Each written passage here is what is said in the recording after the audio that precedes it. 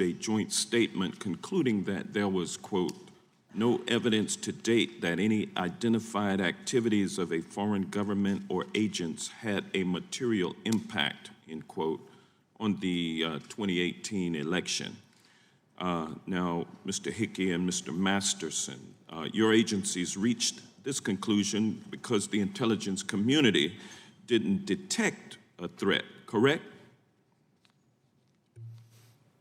I think that's more or less right. The EO, which is what the report was issued under, sets forth a two-step process. The IC, including the FBI, gather reports, and then we evaluate the materiality of any impact. I understand, but the intelligence community did not detect a threat, and that's why you issued your proclamation that no evidence to date was that any identified activities of a foreign government had a material impact on the election. State and local officials also did not detect the threat. Isn't that correct? So I think the IC did gather a report of actions that had the intent and purpose of interfering. So when you say threat means to us intent and purpose. State election officials... They didn't detect a successful threat. I'll put it like that. That is my understanding. Okay, all right, thank you. Now, you concluded also that Albert sensors did not detect the threat, correct? So Albert sensors across the country regularly detect possible malicious activity against election infrastructure, but for none was detected for 2018. I'm not aware of any foreign adversary interfering or gaining access to election infrastructure in 2018. Now, isn't it possible that an attacker could have accessed and changed voter databases without being detected in 2018? Isn't it possible? Yes or no? So we have no information to suggest that occurred. All right, fair enough. Now, Mr. Hovland, your testimony was that 8,000 local jurisdictions conduct elections.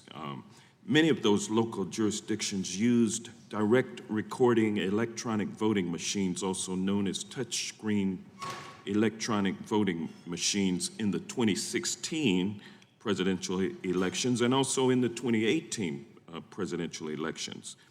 In investigating election interference after the 2016 presidential election, how many of the tens of thousands of direct recording electronic voting machines used in that election were subjected to a forensic audit by any federal agency?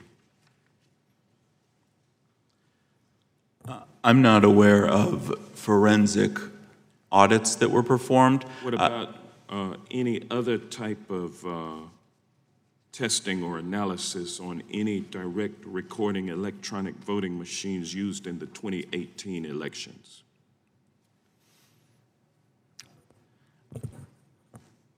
I would say that as far as the Election Assistance Commission goes, that... Are you aware of any federal agencies that have conducted any analysis of direct recording electronic voting machines used in the 2018 or 2016 elections? Sir, we haven't been asked, and I don't think it's our role to audit election systems. The states certify the accuracy of the votes. I understand. My question is just simply, has the federal government used its resources to look at or conduct a forensic audit of any voting machines, any direct recording voting machines, either in 2016 or 2018, and it appears that the answer is no. Would anybody disagree with that? To the best of my knowledge, that's correct. We have not been asked to second-guess the state's certification of accuracy.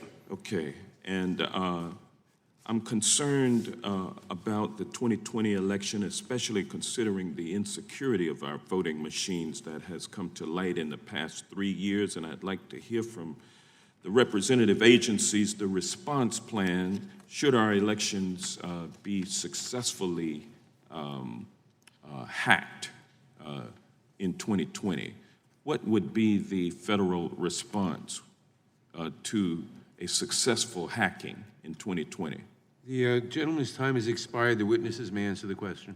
Yeah, thank you, sir. I'll keep it short, but DHS CISA stands prepared to offer a number of incident response services, including deployment of teams to the locality or state, depending on the impacted infrastructure, in order to conduct analysis and work to mitigate the impacts of a possible cyber intrusion on election infrastructure. In addition, we have numerous analysis capabilities remotely that we can provide to help determine if there is, in fact, an intrusion and the best way to mitigate. So the FBI would work certainly in concert with CISA if there were an intrusion detected. We would use all of our investigative might to ensure that we can determine attribution and potentially bring about criminal charges if need be. And obviously, we'd try to prevent it. If we got indications that a state were being targeted, we'd try to help them batten down the hatches before an intrusion were successful.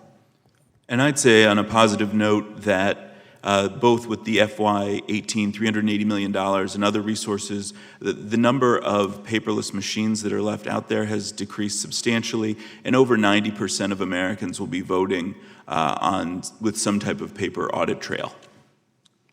Thank you. Gentleman's time has expired. The gentlelady from Florida. Thank you, Mr. Chairman. Thank you for coming here this morning to such an